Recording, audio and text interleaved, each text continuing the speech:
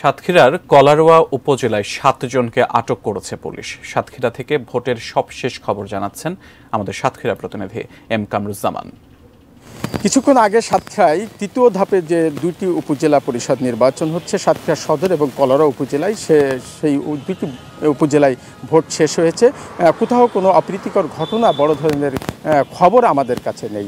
কিছুক্ষণ আগে জেলা প্রশাসন আমাদেরকে জানিয়েছে যে সাতক্ষীরা সদরে 140টি এবং কলারোয়া উপজেলায় 78টি ভোট কেন্দ্রে শান্তিপূর্ণভাবে ভোট শেষ হয়েছে।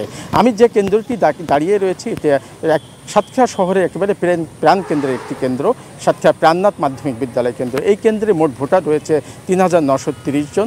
এর মধ্যে 447 জন ভোটার তাদের ভোটাধিকার প্রয়োগ করেছে। আমি যদি পার্সেন্টেজে বলি তাহলে 11.37% ভোটার তাদের ভোটাধিকার প্রয়োগ করেছে। অধিকাংশ কেন্দ্রে একই ধরনের চিত্র। বিশেষ করে কলারোয়া উপজেলায় খুবই টানটান উত্তেজনা ছিল। সেখানে বিচ্ছিন্ন কয়েকটি ঘটনায় 7 জনকে আটক করা হয়েছে, কিন্তু সেখানে শান্তিপূর্ণভাবে ভোট শেষ হয়েছে। কোথাও ভোটের বাইরের পরিবেশতে কোথাও খুবই সংঘর্ষময় বা উত্তেজনাকর পরিস্থিতি হলেও সেটি প্রশাসনের হস্তক্ষেপে সেটি তাৎক্ষণিকভাবে নিরসন হয়েছে। এই ছিল আমার কাছে ভোটের সর্বশেষ update. M Kamruzzaman, ATN news, Satkhira.